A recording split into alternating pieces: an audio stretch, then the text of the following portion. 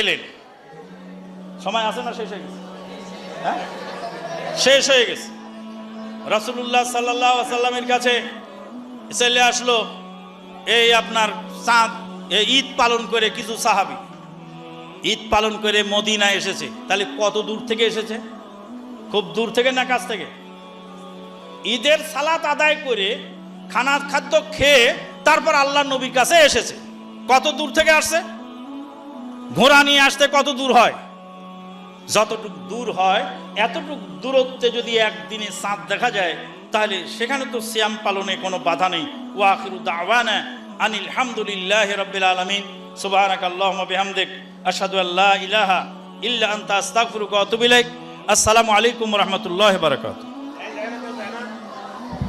এই কেউ উঠবে না, বসুন সবাই। জাযাহুল্লাহু খায়রাল জাযা ফি দারাইন শেখ আমানুল্লাহ বিন ইসমাইল, আলহামদুলিল্লাহ, আল্লাহ তাকে হায়াতে তাইয়্যিবা দান করুন। সকলে বলেন আল্লাহুম্মা আমিন। এই বই আসসালামু আলাইকুম ভিউয়ার্স, আশা করি সবাই ভালো আছেন। ভিউয়ার্স, আপনাদের কাছে আমার ছোট্ট একটা রিকোয়েস্ট থাকবে, যারা আমার চ্যানেলটা এখনো সাবস্ক্রাইব করেননি তারা আমার চ্যানেলটা সাবস্ক্রাইব করে একটা লাইক করে দিন। আর অবশ্যই আপনাদের যদি ভিডিও রিলেটেড কোনো মন্তব্য থাকে তাহলে কমেন্ট করে জানাতে পারেন। আর বন্ধুরা, ইতিমধ্যেই যারা আমার চ্যানেলটা সাবস্ক্রাইব করেছেন তাদেরকে অসংখ্য ধন্যবাদ। ঈদ পালন করতেন মরক্কে। হ্যাঁ, মরক্কে চাঁদ দেখা গেলে মদিনায় ঈদ পালন করতেন। কার জামানায়? ওমর ফারুক রাদিয়াল্লাহু তাআলা জামানায়। এক ইঞ্জিনিয়ার এই ফতোয়া আমার কাছে এনেছিলেন। তো বলছিলাম, ইঞ্জিনিয়ার সাহেব মাথা ঠিক আছে তো? আপনি তো কাগজের উপর বিল্ডিং বানান। ইঞ্জিনিয়ারের কাজ হলো কাগজের উপর বিল্ডিং বানানো। রড, সিমেন্ট, বালু, ইট কিছু লাগে না, রাজমিস্ত্রিও লাগে না, জুগালদারও লাগে না।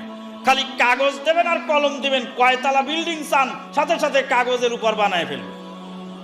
তা আপনি যে কাগজের উপর বিল্ডিং বানানো লোক, তাই আমি কোনো ইঞ্জিনিয়ারকে খাটো করার জন্য বলি নাই, এই ইঞ্জিনিয়ার হয়ে ফতুয়াবাদী করার কারণে তাকে বললাম। যা আপনি যে বললেন মরক্কে চাঁদ দেখা গেলে সেই খবরে মদিনায় ঈদ পালন করত। কার জামানায়? ওমর ফারুক রাদিয়াল্লাহু তাআলা জামানাতে টেলিফোন, টেলিগ্রাফ, তারপরে ইন্টারনেট এগুলি ছিল। কি ছিল? ঘোড়া। তো মরক্কে চাঁদ দেখে যদি কেউ মদিনায় খবর পাঠায় ঘোড়া দিয়ে, তাহলে মরক্কো হলো আফ্রিকার সর্বপশ্চিম প্রান্তে। মরক্কো থেকে পুরা আফ্রিকার ভূখণ্ড মহাদেশ পাড়ি দিয়ে, লোহিত সাগর পাড়ি দিয়ে তারপরে জেদ্দা হয়ে মদিনায় খবর পৌঁছাতে পৌঁছাতে রমাদান শেষ হবে, শাওয়াল শেষ হবে, জুলকাদা জুলহিজ্জা শেষ হবে। রমাদানের ঈদের খবর মরক্কো থেকে মদিনায় আসতে আসতে কুরবানির ঈদের আগে খবর পৌঁছবে। তো কোন আক্কেলে আপনি বলেন মরক্কের খবরে মদিনায় সিয়াম পালন করতেন? কে শিখিয়েছে আপনাকে বুদ্ধি?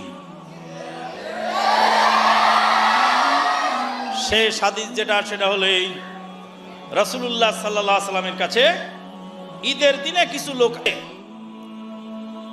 শহীদ করা হচ্ছে, তখন এই বেঈমান শিয়ারা ঘরের দরজা কপাট বন্ধ করে তারা বসে তামাশা দেখছিল।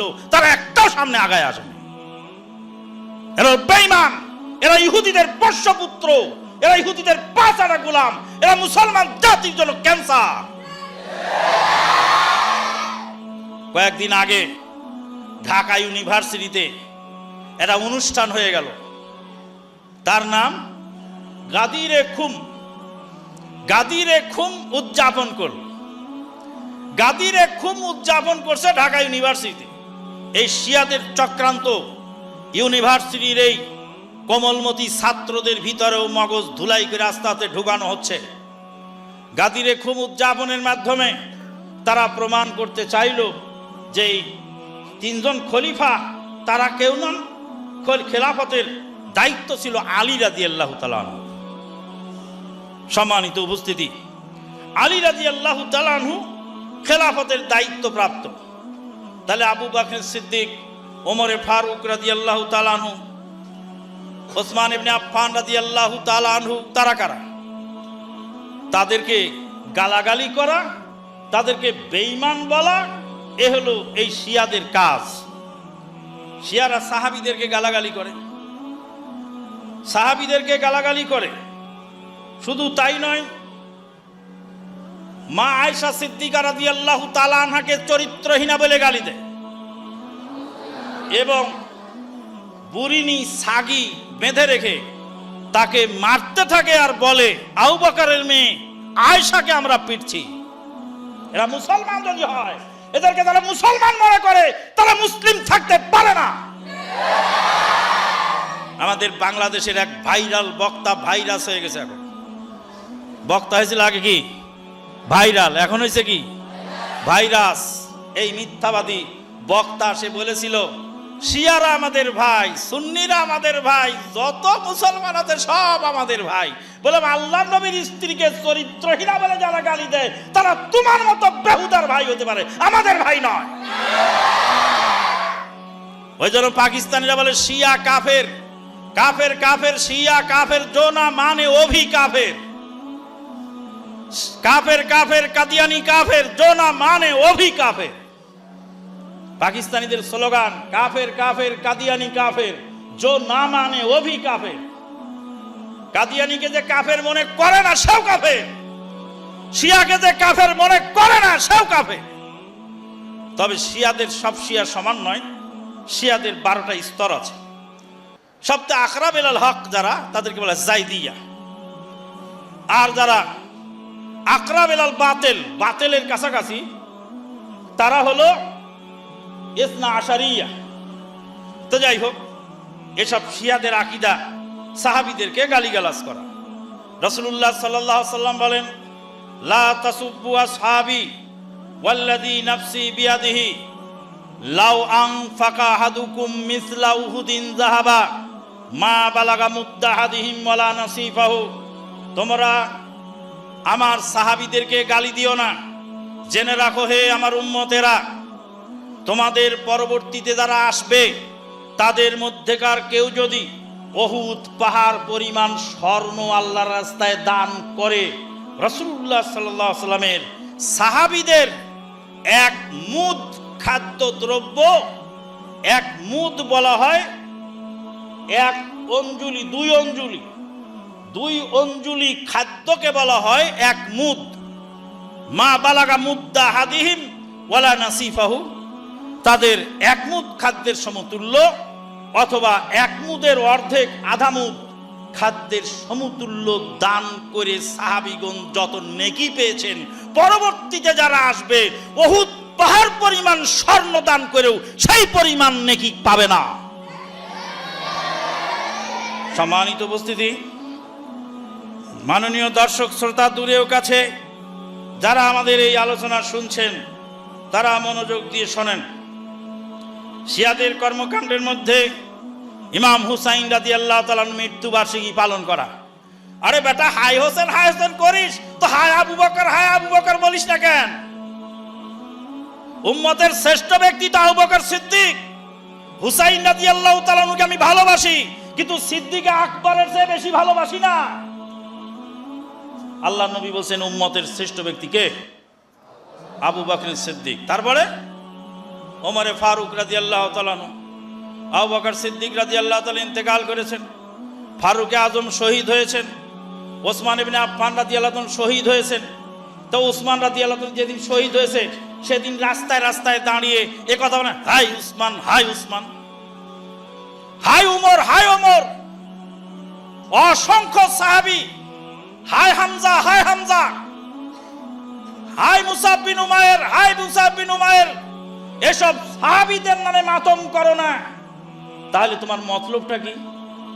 মতলবটা হলো নবীর পরিবারের প্রতি বেশি ভালোবাসা দেখিয়ে মুসলিম জাতিকে বিভ্রান্ত করা। জেনে রাখা ভালো, 3 দিনের বেশি শোক পালন করা যায় না। এই জন্য মৃত্যুবার্ষিকী আমরা পালন করি না। স্বামী যদি মারা যায়, স্ত্রী 4 মাস 10 দিন শোক পালন করবে, এটা শরীয়তের বিধান। 2 নাম্বার, মাতম করা। 3 নাম্বার, মরসিয়া গাওয়া, শোক মরসিয়া যেটা গায়, শোক গাথা। 4 নাম্বার হলো তাজিয়া, এই যে কবর নিয়ে রাস্তায় রাস্তায় ঘুরে বেড়ায়, ইমামকে লস্কর, হায় হোসেন, হায় হোসেন। আর সব গান আমরা ছোটকালে শুনতাম। ওরে যারে জোড়া কবুতর মা ফাতেমা কান্দে কয়, আজ বুঝি কারবালার আগুন লেগেছে মোর কলিজায়। আল্লাহ বলেন, ও জিবরিল বাতাস করো ফাতেমার গায়ে, পুত্র শোকে জ্বলছে আগুন, বাতাসে কি ঠান্ডা হয়। কত বড় শয়তানি এই গানের মধ্যে। উড়ে যারে জোড়া কবুতর মা ফাতেমা কান্দে কয়, আজ বুঝি কারবালার আগুন লেগেছে মোর কলিজায়। ফাতেমা রাদিয়াল্লাহু তাআলা আনহা ইন্তেকাল করলেন 11 হিজরিতে। আর এই ঘটনা ঘটছে কারবালার কত হিজরি? 61 হিজরি। কত বছর পরে? 50 বছর পরে ফাতেমা রাদিয়াল্লাহু তাআলা আনহার ছেলে ইমাম হুসাইন রাদিয়াল্লাহু কারবালার ময়দানে শহীদ হলো। না মা ফাতেমা কান্দে কয়। মা ফাতেমা কাঁদলেন।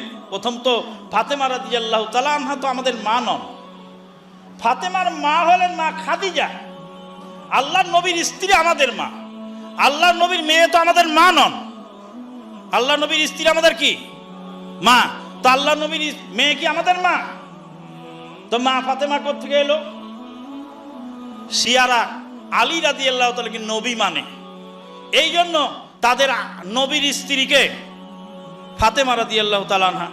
ওই জন্য ওরা শিয়ারা ফাতেমা রাদিয়াল্লাহু তাআলা আনহাকে মা ফাতেমা বলে। তা আমরা ওখান থেকে এই ভেজাল সিলেবাস শিখে আমরাও মা ফাতেমা বলে যাচ্ছি।